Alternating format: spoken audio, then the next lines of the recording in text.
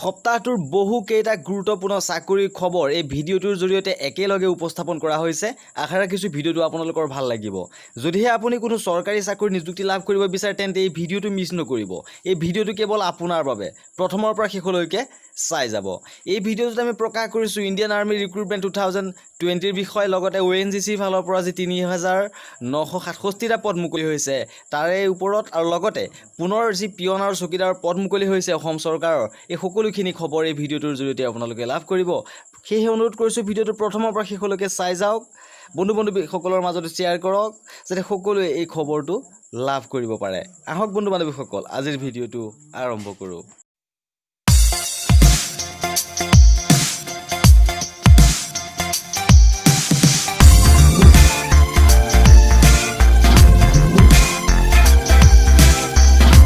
আমাৰ নতুন ভিডিঅ'ৰ নটিফিকেশ্যন সময়মতে পাবৰ বাবে চেনেলটো অতি শীঘ্ৰেই ছাবস্ক্ৰাইব কৰি কাষৰ নটিফিকেশ্যন বেলটো প্ৰেছ কৰি অল কৰি ৰাখিবৰ বাবে সকলোকে অনুৰোধ জনাইছোঁ।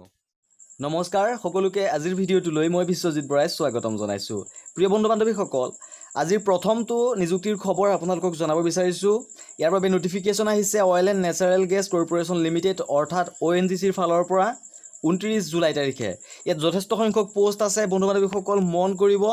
ইয়াত এইটো সৰ্বভাৰতীয় পৰ্যায়ৰ নিযুক্তি প্ৰক্ৰিয়া, যদিও আমাৰ অসমৰ ক্ষেত্ৰত যথেষ্টখিনি পোষ্ট আছে, সেয়েহে সুখবৰ বুলি আমি ক'ব বিচাৰিছোঁ। 500ৰো অধিক পোষ্ট আছে আমাৰ অসমৰ বাবে, গতিকে বন্ধু-বান্ধৱীসকলে আবেদন কৰিব পাৰে। ইয়াত চাব পাৰে যোৰহাটৰ সৰ্বমুঠ পোষ্ট আছে 156টা, বিভিন্ন পদ আছে।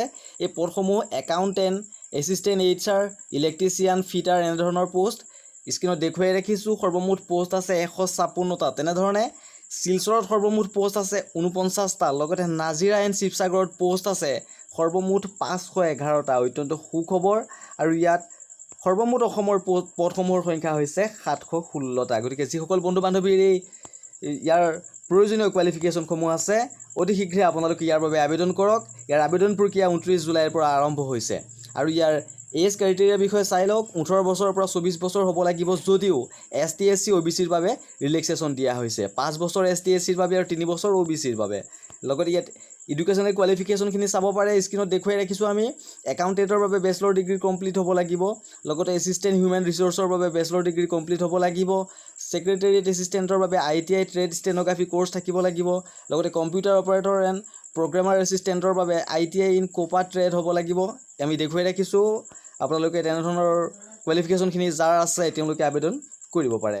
ইয়াত উল্লেখ কৰা হৈছে যে কোনো ধৰণৰ আপোনালোকৰ টেষ্ট পৰীক্ষা আপোনালোকে অৱতীৰ্ণ হ'ব নালাগে। ইয়াৰ বাবে কেৱল আপোনালোকৰ মেৰিটৰ ওপৰত বেছ কৰিয়ে চিলেকশ্যন কৰা হ'ব, আৰু বয়সৰ প্ৰাধান্য দিয়া হ'ব যে এই person with higher age would be considered.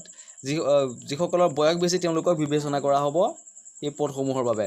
গতিকে আপোনালোকে আবেদন কৰি ৰাখক। ইয়াত অপেনিং ডেট ইয়াত দিয়া হৈছে, ইম্পৰ্টেণ্ট ডেটছখিনি চাই লওক। 29 জুলাই তাৰিখে ইয়াৰ আবেদন আৰম্ভ হৈছে, আৰু লগতে ইয়াৰ আবেদন প্ৰক্ৰিয়া শেষ হ'ব 17 আগষ্ট তাৰিখে। যথেষ্ট সংখ্যক সময়ো আছে, আপোনালোকে কৰিব পাৰিব। আৰু ইয়াৰ ৰিজাল্ট দিব 24 আগষ্ট তাৰিখে। অতি সুখবৰ, অতি সোনকালে আপোনালোকে ইয়াৰ ফলাফল লাভ কৰিব, নিযুক্তি লাভ কৰিব। আৰু ৰিচিভ কনফাৰ্মেশ্যন ফ্ৰম কেণ্ডিডেটছ হৈছে 24 আগষ্ট 2020 পৰা 1 ছেপ্টেম্বৰ 2020লৈকে। নেক্সট অন্য এটা গুৰুত্বপূৰ্ণ নিযুক্তিৰ খবৰ আপোনালোকক জনাব বিচাৰিছোঁ। ইয়াৰ বাবে নটিফিকেশ্যন আহিছে ইণ্ডিয়ান আৰ্মিৰ ফালৰ পৰা সৰ্বমুঠ 99টা পোষ্টৰ বাবে। আৰু মনত ৰাখিব, এই পদসমূহ কেৱল ফিমেল কেণ্ডিডেটছেহে আবেদন কৰিব পাৰে। আৰু ইয়াৰ আবেদন প্ৰক্ৰিয়া ইতিমধ্যে আৰম্ভ হৈছে, আৰু এই প্ৰক্ৰিয়াটো চলিব 31 জুলাইলৈকে। আপোনালোকে 31 জুলাইৰ ভিতৰত ইয়াৰ বাবে আবেদন কৰি ল'ব পাৰে। আৰু ইয়াৰ বাবে কোৱালিফিকেশ্যন কেৱল মেট্ৰিক পাছ বিচৰা হৈছে, কিন্তু আপুনি প্ৰতিটো ছাবজেক্টতে মিনিমাম 33% মাৰ্ক থাকিব লাগিব, মানে একেবাৰে কম মাৰ্কছ বিচৰা হৈছে। আৰু অত্যন্ত সুখবৰ সেইবাবে। আৰু ইয়াৰ হাইট বিচৰা হৈছে 152 চেণ্টিমিটাৰ ৱেইট হ'ব লাগিব।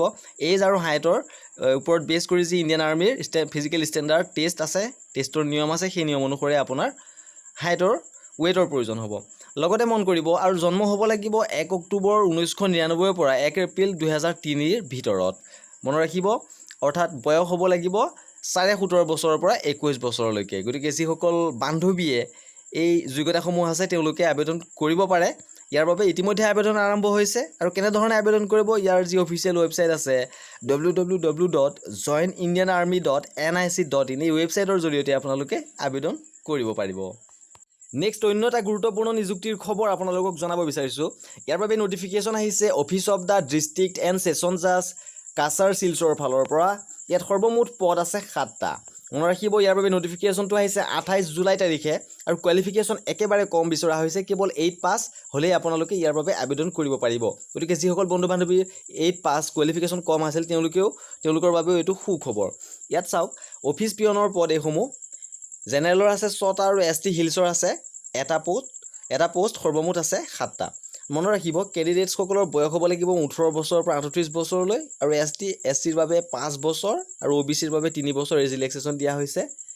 তেনেধৰণে ইয়াত চাব পাৰে আপোনালোকে অফলাইন যোগেদি আবেদন কৰিব লাগিব। ইয়াৰ বাবে ইয়াৰ যিটো ঠিকনা ডিষ্ট্ৰিক্ট এণ্ড ছেছন জাজ কাছাৰ শিলচৰ, এই ঠিকনাটোলৈ আপোনালোকে অফলাইন যোগেদি আপোনালোকৰ বায়'ডাটা সহ ইয়ালৈ আবেদন কৰিব লাগিব। প্ৰিয় বন্ধু বান্ধৱীসকল, বৰ্তমানলৈকে যিখিনি তথ্য আগবঢ়ালোঁ, যদি আপোনালোকৰ ভাল লাগিল ভিডিঅ'টো লাইক কৰিব আৰু যদিহে প্ৰথমবাৰৰ বাবে চেনেলটো ভিজিট কৰিছে তেন্তে ছাবস্ক্ৰাইব নকৰাকৈ নাথাকিব, কাৰণ আমি ভিডিঅ'ৰ মাধ্যমেৰে শিক্ষামূলক বা বাতৰি, জব আপডেটছ আৰু ইয়াৰ বাবে প্ৰয়োজনীয় শিক্ষা সমল আদিবোৰ আপোনালোকৰ বাবে আনি থাকোঁ। সেয়েহে চেনেলটো ছাবস্ক্ৰাইব কৰি ল'বৰ বাবে সকলোকে অনুৰোধ জনাইছোঁ আৰু ভিডিঅ'টো শেষলৈকে চোৱাৰ বাবে ধন্যবাদ জ্ঞাপন কৰিছোঁ। আজিলৈ ইমানেই, ধন্যবাদ, জয় আই অসম।